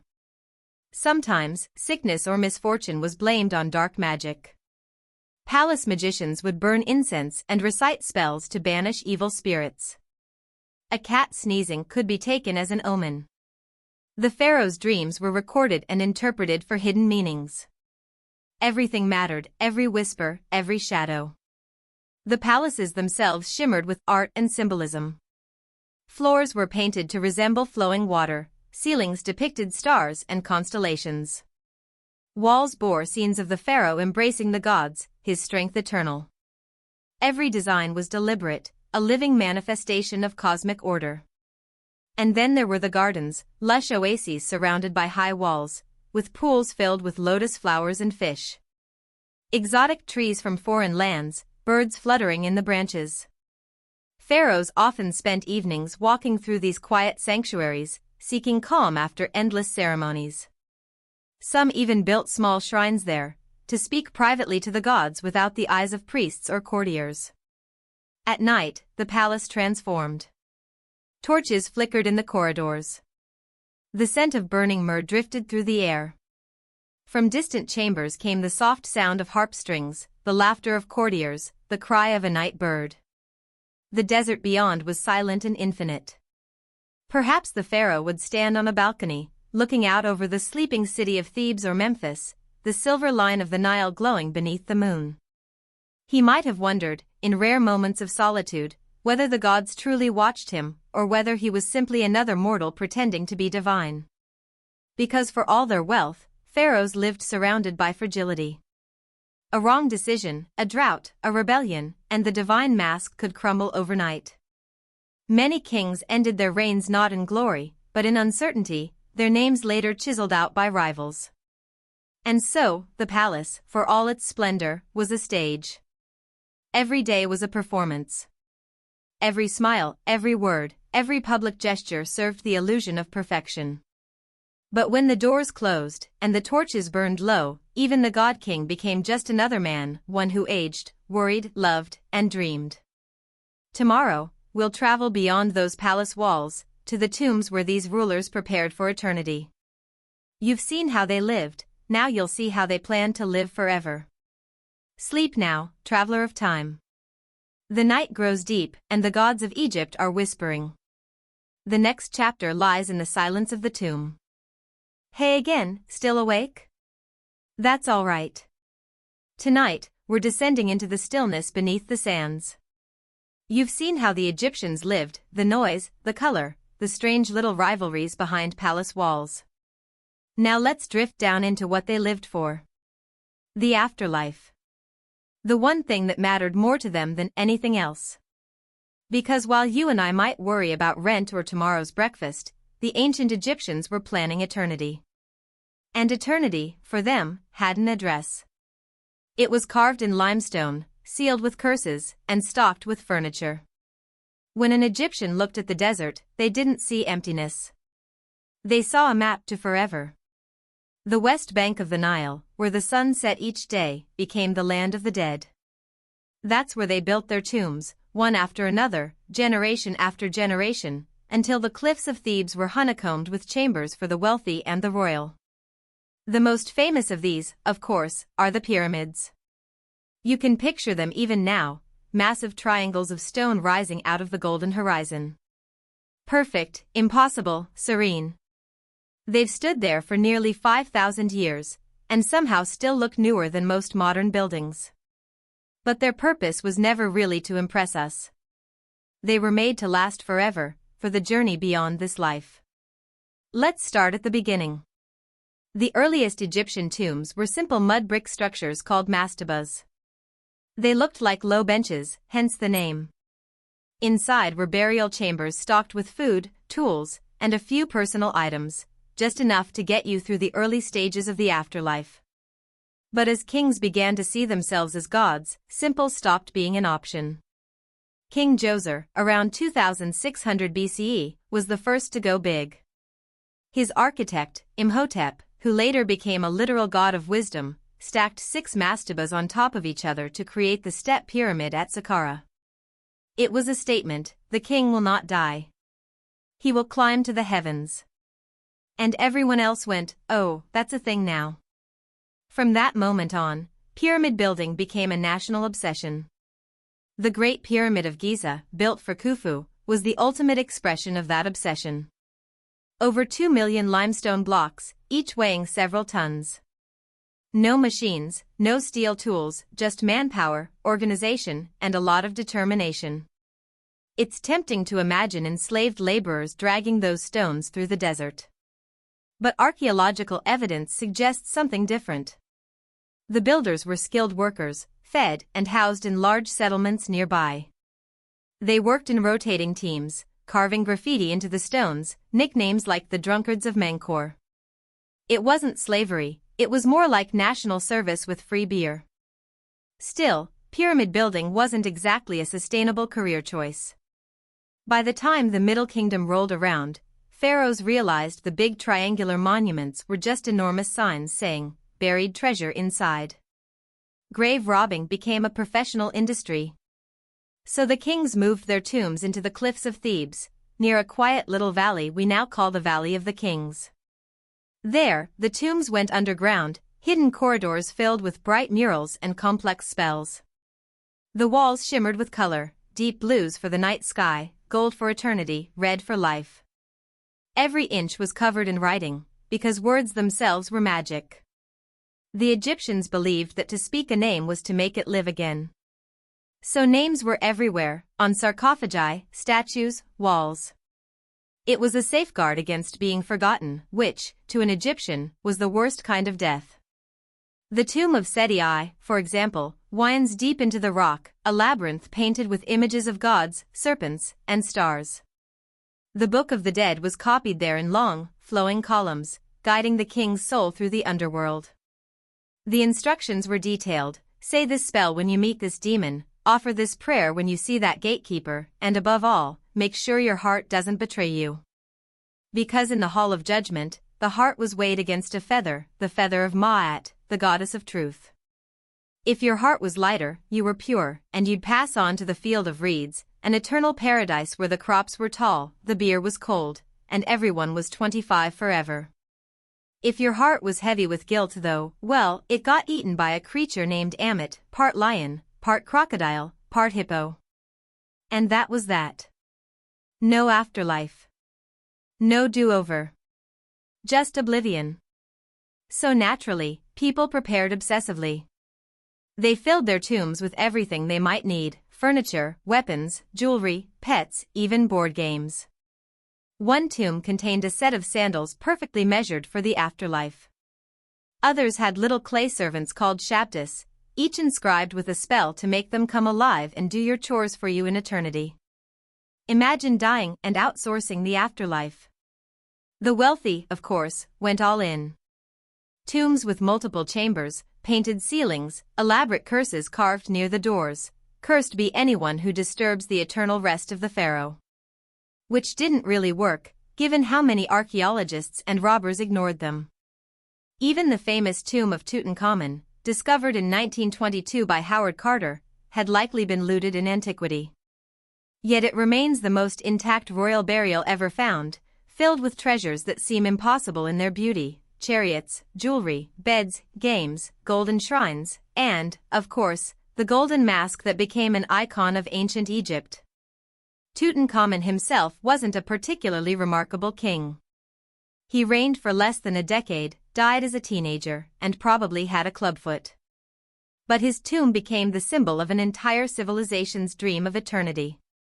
Ironically, he's more famous in death than any of the powerful kings who ruled for decades. Which, if you think about it, feels very on brand for the Egyptians. Their burial practices weren't just about vanity, they were about balance. The Egyptians believed the body, or Khat, needed to remain intact for the soul, the Ka, to recognize it. Hence the mummification process, which was, well, both impressive and mildly horrifying. Here's the bedtime-friendly version. The organs were removed and preserved in jars, the body dried in natron salts for 40 days, then wrapped in linen soaked in oils and resins. Each layer of bandage had spells recited over it. Charms were tucked between the wrappings, scarabs, amulets, sometimes even small golden plates inscribed with prayers. The entire process could take 70 days. When it was done, the mummy was laid in a coffin, sometimes 3 or 4 nested coffins, then placed in the tomb. Priests performed the opening of the mouth ceremony to magically restore the deceased's senses. Then, finally, the doors were sealed. The torches were snuffed. Silence. And that silence could last for thousands of years. There's something hauntingly calm about it, isn't there? The thought of these people, so long gone, still lying beneath the sand in their painted chambers, surrounded by the things they loved. They truly believed they'd wake again, when the stars were right, when Ra sailed across the sky once more. Even in their art, death wasn't grim. Tomb walls show the dead strolling through green fields, greeting their families, offering food to the gods. Eternity was simply another form of life, one that mirrored the best parts of the earthly world. You can almost feel the quiet pride of their preparation, the serene belief that nothing truly ends. If you stood in a tomb chamber today, torch in hand, and ran your fingers across those painted walls, the colors would still cling to your fingertips: ochre, lapis, gold. Pigments mixed by hands that have been dust for 40 centuries. And yet, their work still breathes. The Egyptians weren't just building for the dead. They were building for us, too. For the quiet visitors who would come long after, peering into the darkness and whispering their names. So, as you drift toward sleep, imagine yourself in that cool chamber. The air is still. A painted eye watches from the wall. The scent of old incense lingers faintly. Somewhere, a fragment of gold catches the light. You are surrounded by eternity, and for a moment, time itself feels soft. Before you go fully under, tell me in the comments, if you could design your own tomb for the afterlife, what would you fill it with? A library? A bed by the river? Maybe a cat or two? Rest on that thought, traveler. Because in our next part, we'll leave the tombs behind and wander through the gods' temples, the living houses of eternity, where mortal hands built homes for the divine. Let's drift there together, slowly. Hey there, you've made it through palaces, tombs, and all the glittering dust in between. You've seen where Egyptians lived, and where they prepared to die. But tonight, we're walking into another world entirely, one where every stone was sacred, and every breath meant something cosmic. The temples of ancient Egypt weren't just places of prayer. They were the engines that kept the universe running. So, settle in. Slow your breathing. Picture dawn over the Nile. The water shimmers pink and gold, the air heavy with the smell of lotus and river clay. In the distance, massive columns rise out of the mist, temples dedicated to gods who once ruled not just heaven, but the rhythm of life itself. Let's drift closer. A temple in ancient Egypt was never just a building. It was a cosmos in miniature. The outer courtyard represented the world of men. The inner halls were the sky. The sanctuary, the deepest, darkest room, was the domain of the gods. Everything about its design was intentional, symbolic, and quietly magnificent. Take Karnak, for example. The temple complex dedicated to Ammonius at Thebes. It wasn't built in a decade, or even a century, it grew over nearly 2,000 years. Each pharaoh added something, a pylon here, an obelisk there, a courtyard for future processions. The result was a labyrinth of towering columns, colossal statues, and sacred lakes. Walking through it even today feels like stepping into eternity. The columns themselves, 134 in the Great Hypostyle Hall, are carved with hieroglyphs and images of gods and kings. They reach upward like a forest of stone papyrus stalks. Sunlight filters through in gold stripes, falling on carvings of the pharaoh making offerings, the gods granting life, and serpents curling around sacred emblems. The effect is both grand and oddly calming. You can almost hear the distant hum of chants, the rustle of linen, the slow rhythm of ritual. Each morning, temple priests performed a ceremony called the Awakening of the God. The statue of the deity Ammonius, Isis, or whichever god the temple served, was kept hidden deep inside the sanctuary. The priests would enter, purify themselves with water, burn incense, and gently open the doors of the shrine. They'd sing hymns as they washed and dressed the statue, anointing it with sacred oils and adorning it with jewelry. Then, they'd present offerings, bread, beer, meat, fruit, flowers, and sometimes little models of sacred animals. The idea was simple but profound: if you cared for the gods each day, they'd care for the world. No one else ever saw this ceremony. Ordinary people weren't allowed inside. The temple wasn't a public place for worship, it was a divine workshop. The priests were caretakers of creation itself. Outside, though, the temple still hummed with life. Courtyards filled with pilgrims, merchants, and travelers. Vendors selling amulets. Children running between the pillars. People brought offerings to leave at the gates, small figurines, jars of oil, little prayers written on scraps of papyrus. They might never see the god directly, but they believed their words would still be heard. Egyptian religion was beautifully inclusive. There wasn't just one god, or even a dozen. There were hundreds, each representing a force of nature or human experience.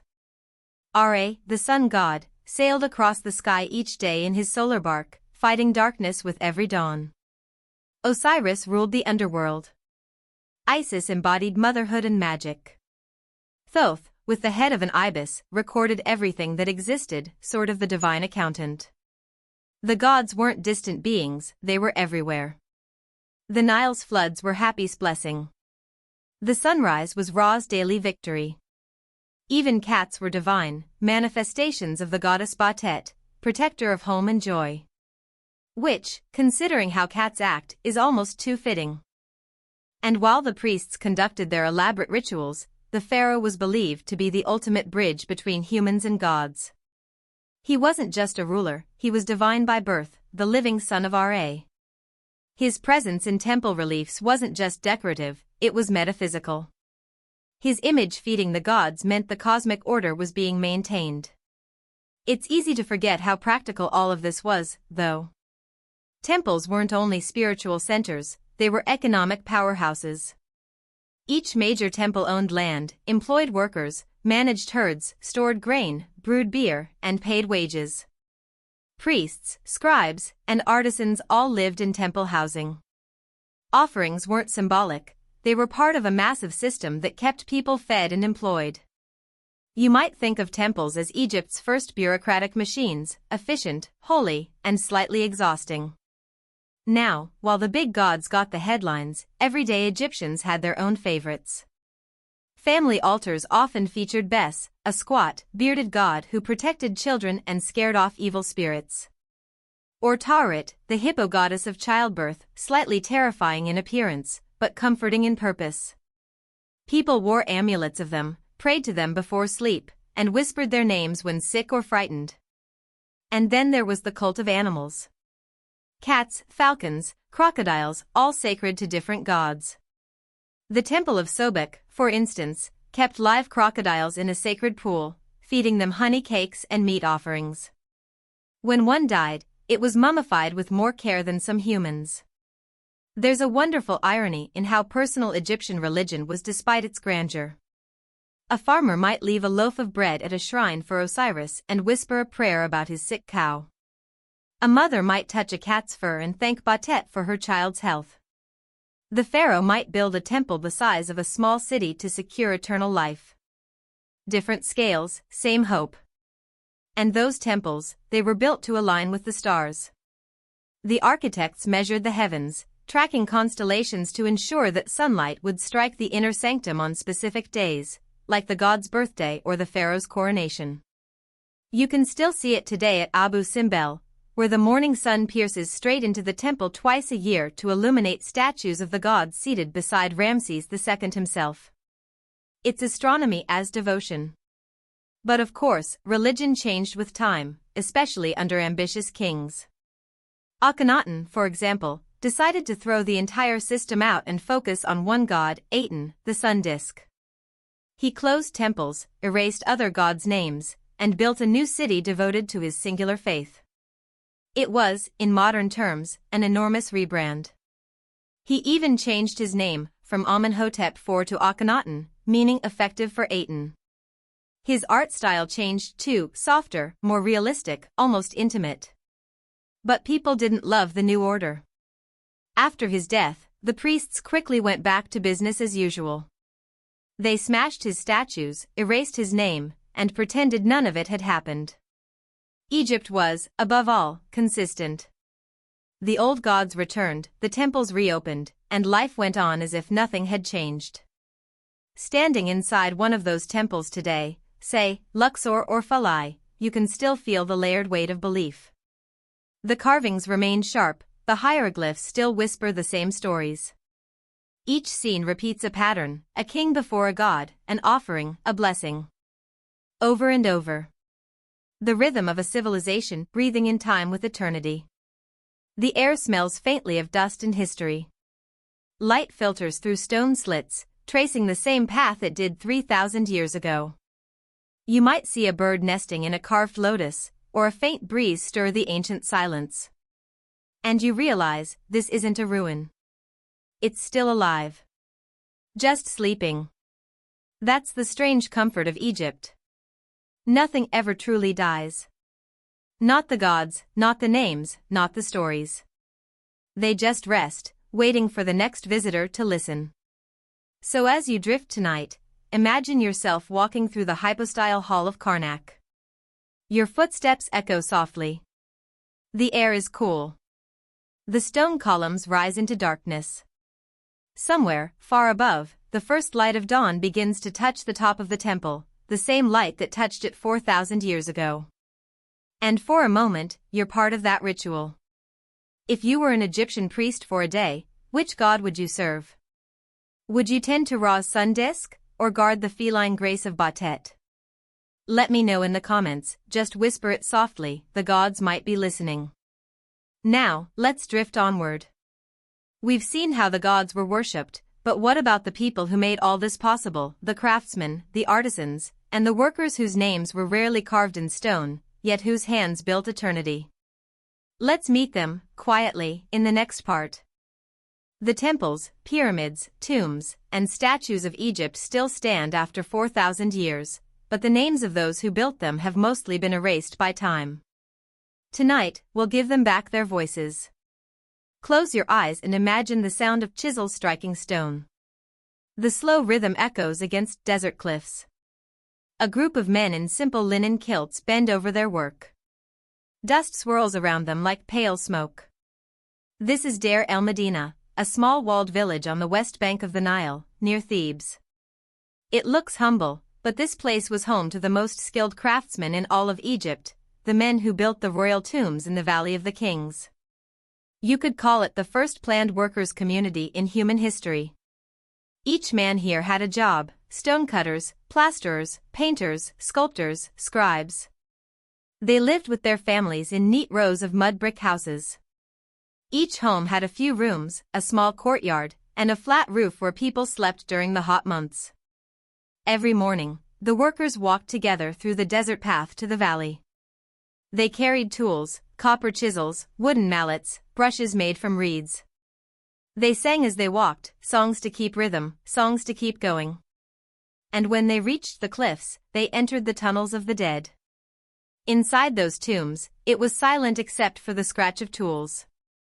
The air smelled of dust, pigment, and sweat. Torches flickered against painted walls. These workers were artists, engineers, and dreamers. They carved out rooms that no sunlight would ever touch, chambers meant to last forever. You might imagine a pharaoh giving orders, but the truth is, it was these ordinary men who shaped eternity. And they were surprisingly well treated, by ancient standards, at least. They were paid in rations of food: bread, beer, onions, fish, and sometimes dates or meat. They had regular days off, holidays, and even labor strikes, the first recorded in history. It happened during the reign of Ramses III, around 1155 BCE. One day, the workers didn't receive their usual rations. They waited and waited, but the supplies didn't arrive. So, they put down their tools and marched to the temple of Pharaoh, shouting, "We are hungry." Their protest was calm but firm. They refused to return to work until they were paid. The officials scrambled, found grain, and fed them. Imagine that even in ancient Egypt, workers knew their worth. Life in Deir el-Medina was tightly knit. Everyone knew everyone else. They helped each other build homes, raise children, celebrate festivals. But like any small town, it also had gossip, love affairs, and little scandals. Papyrus letters found in the ruins reveal everything from complaints about missing tools to tales of romantic jealousy. One worker accused another of stealing copper chisels.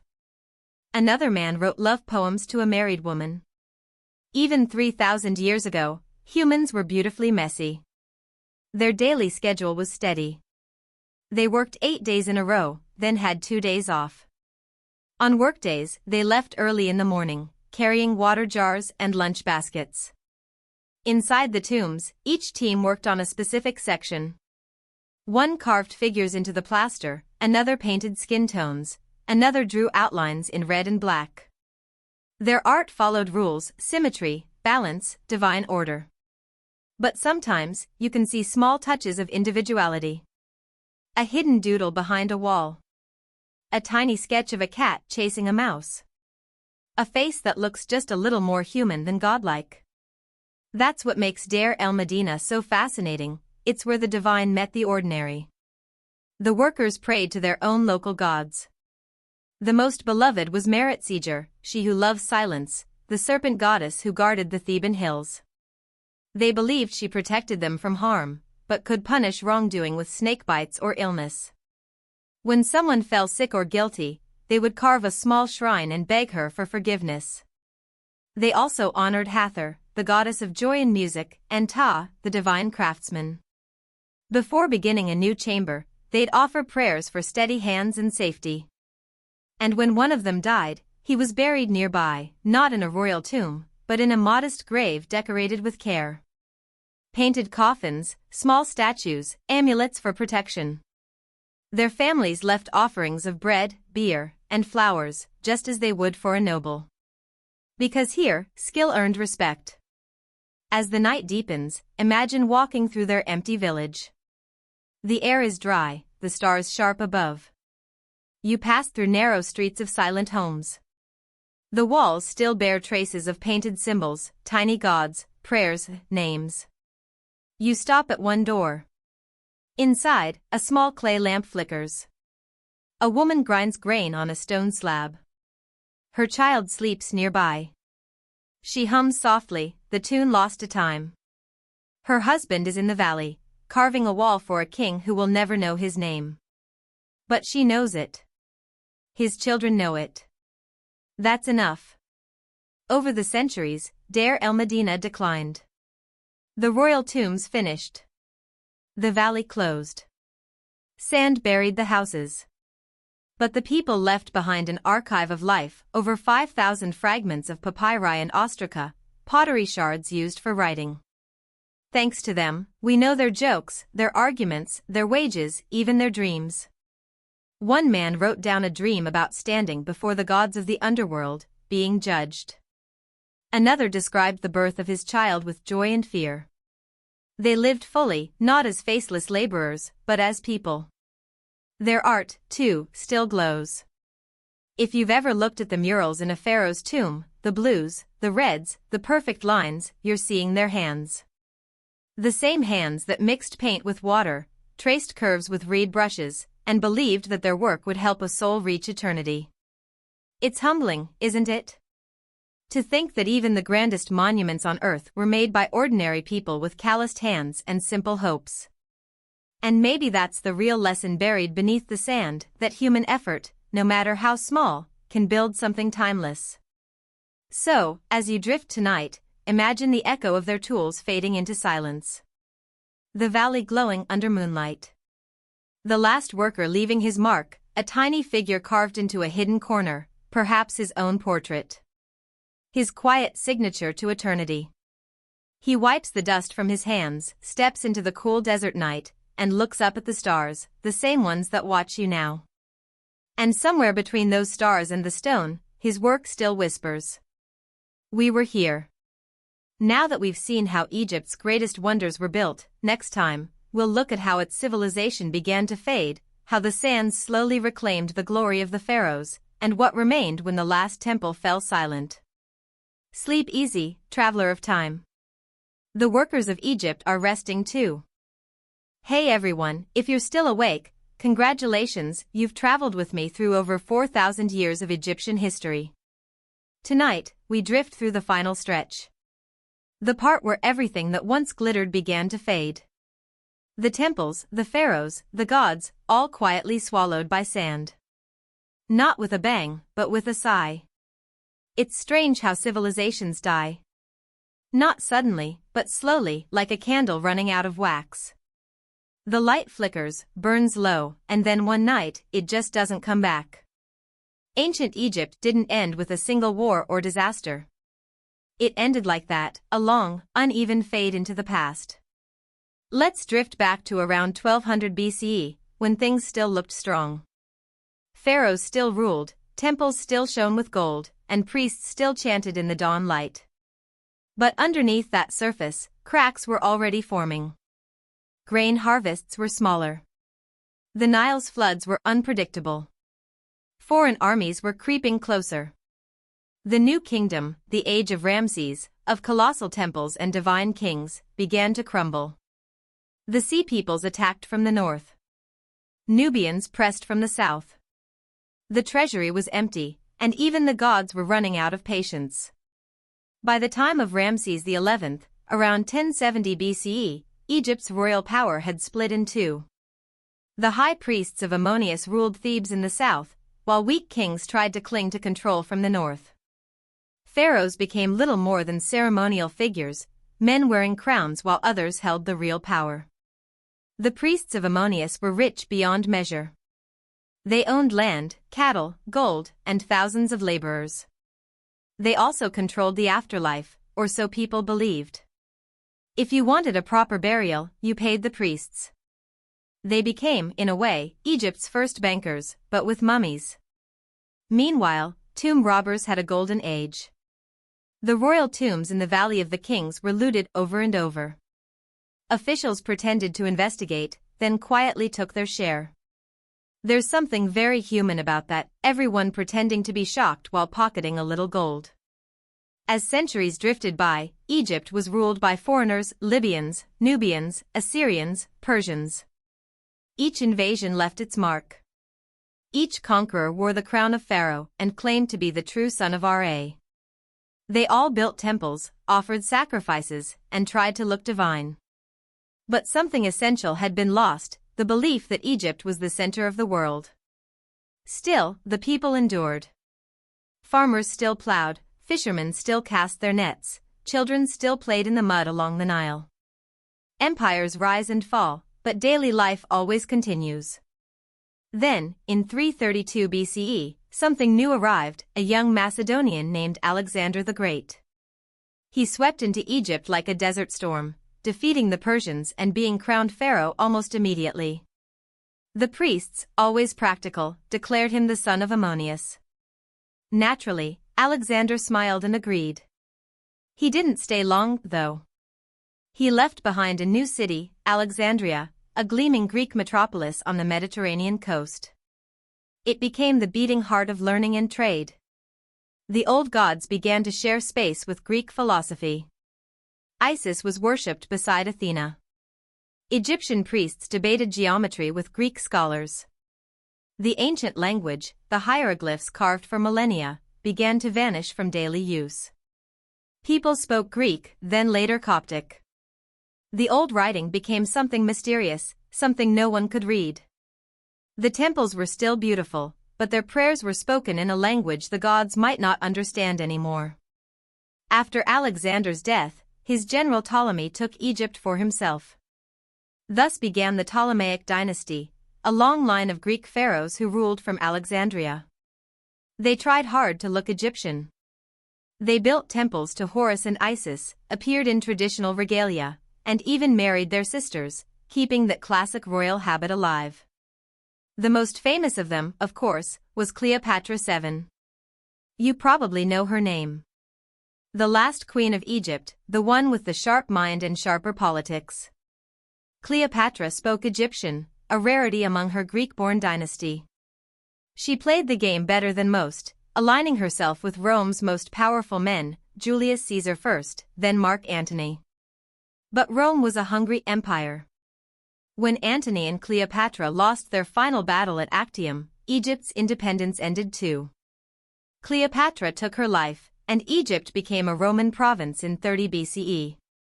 The world's oldest kingdom quietly became part of someone else's empire. Under Rome, Egypt remained vital. Its grain fed the empire's cities. Its temples still attracted worshippers. But slowly, the old gods began to fade. Christianity spread. Temples were closed, statues smashed, hieroglyphs forgotten.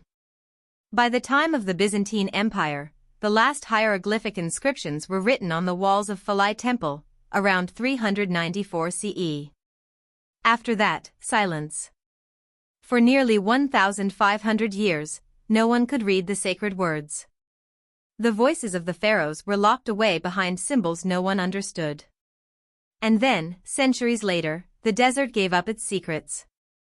In 1799, a French soldier near the town of Rosetta found a black stone slab. It had 3 scripts carved on it: Greek, Demotic, and hieroglyphic. You probably know it, the Rosetta Stone. It became the key to unlocking the ancient language. A few decades later, Jean-François Champollion, a quiet French scholar, cracked the code. He realized the hieroglyphs weren't just pictures, they were sounds, syllables, meaning.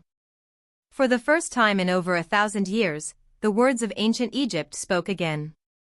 Since then, the country has risen and fallen many times more, under Ottomans, under Europeans, under its own rebirth. But the fascination remains. We still walk among their ruins and whisper about their gods. Maybe it's because Egypt never truly died. It just changed shape, like the Nile, shifting course but still flowing.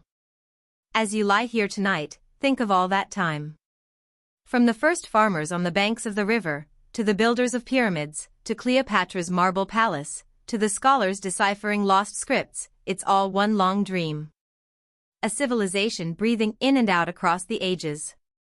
There's something deeply soothing about that idea. That everything, even greatness, becomes part of the landscape again. That no monument lasts forever, and yet, somehow, memory does. So, let's end our drift where we began, by the Nile. The sun sets over the water. The breeze carries the scent of lotus and dust. Somewhere in the reeds, a heron takes flight. The last light catches the golden tip of a ruined temple, and for a moment, it looks alive again. Then, darkness. Just the sound of rippling water. The farmers will rise again tomorrow, as they always did. The sands will cover the past again, as they always have. And the stars, those same ancient stars, will keep watch, patient and eternal. Thank you for wandering through Egypt's long night with me. If you enjoyed drifting through history, you can gently tap that like button, or subscribe for the next slow journey through time. Tell me in the comments, if you could visit any moment in ancient Egypt, just for one evening, where would you go? Would you walk among the workers of Deir el-Medina? Stand before Ramses' colossal statues? Or watch the last torchlight fade from Cleopatra's palace? Whatever your answer, may your dreams tonight be peaceful, and may the sands treat you kindly. Good night, traveler of time. Egypt sleeps, and so should you.